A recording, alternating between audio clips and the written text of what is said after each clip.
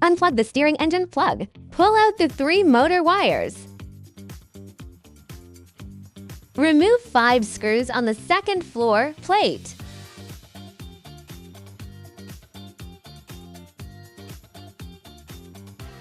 Remove the screws of the rear or gearbox cover.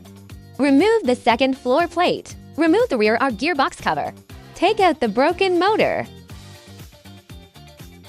Lock the new motor gear onto the new motor.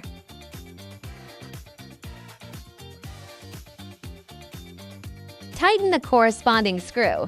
The screw needs to be coated with screw glue. Install the motor on the motor base. The motor holder needs to be oriented.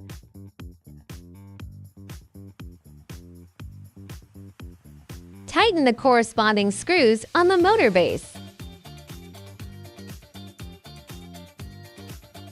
The side with the smaller gap of the motor base should be on the side with blue motor wire, and the side with the larger gap should be on the side with the red motor wire. Install the new motor. The screw with a large gap faces to outside of the car, and the screw with a small gap faces to inside of the car. Apply lubricating grease.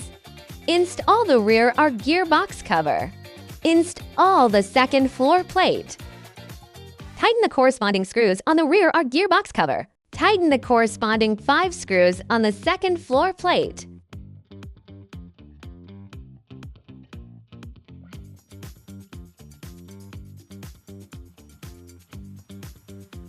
Insert the steering engine plug.